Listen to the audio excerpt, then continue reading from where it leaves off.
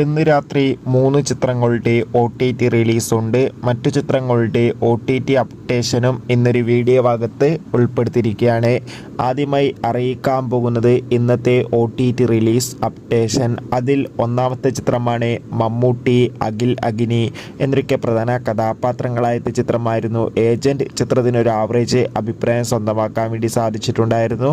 ചിത്രം ഇപ്പോൾ മുതൽ നമുക്ക് സോണി ലീവ് എന്ന OTT പ്ലാറ്റ്ഫോമിലൂടെ ലഭ്യമാണ്.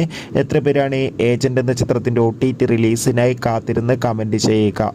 ബേസിൽ ജോസഫ്, ലിജുമോൾ ജോസ്, സജിൻ ഗോപു എന്നൊക്കെ പ്രധാന കഥാപാത്രങ്ങളായ ചിത്രമായിരുന്നു പൊന്മാൻ.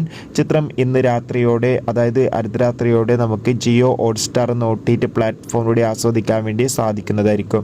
അതോടുകൂടി വിനീത് ശ്രീനിവാസൻ നായകനായ ചിത്രമായിരുന്നു ഒരു ജാതി ജാതകം. ചിത്രം ഇന്ന് മനോരമാക്സ് എന്ന OTT പ്ലാറ്റ്ഫോമിലൂടെ OTT റിലീസ് ചെയ്യുമെന്ന് ആദ്യം ഒഫീഷ്യലായി കൺഫേം ആക്കിയിട്ടുണ്ട്. എന്നാൽ ഇപ്പോഴത്തെ ആ ചിത്രത്തിൻ്റെ റിലീസ് തീയതി മാറ്റിവെച്ചിരിക്കുകയാണ്. കാത്തിരിക്കാം ഒഫീഷ്യൽ അപ്ഡേഷൻ അറിയാൻ വേണ്ടി.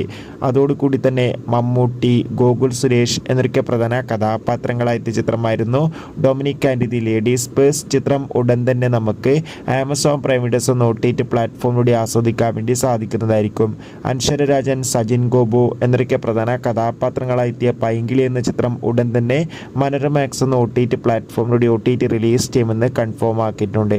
ആന്റണി വർഗീസ് നായകനായെത്തിയ ചിത്രമായിരുന്നു ദാവീദ്. ചിത്രം ഉടൻ തന്നെ OTT റിലീസ് ചെയ്യും. ബാബു ആന്റണി, റഹ്മാൻ എന്നൊക്കെ പ്രധാന കഥാപാത്രങ്ങളായ ചിത്രമായിരുന്നു ബാഡ് ബോയ്സ്. ചിത്രം ഈ വരുന്ന മാർച്ച് മാസമോ അല്ലെങ്കിൽ ഏപ്രിൽ മാസമോ നമുക്ക് ആമസോൺ പ്രൈം വീഡിയോസ് എന്ന OTT പ്ലാറ്റ്ഫോമിലൂടെയും ഒപ്പം മനോരമാക്സ് എന്ന OTT പ്ലാറ്റ്ഫോമിലൂടെ ആസ്വദിക്കാൻ വേണ്ടി സാധിക്കും. ചിത്രങ്ങളുടെ OTT റിലീസിനായി നമുക്ക് കാത്തിരിക്കാം.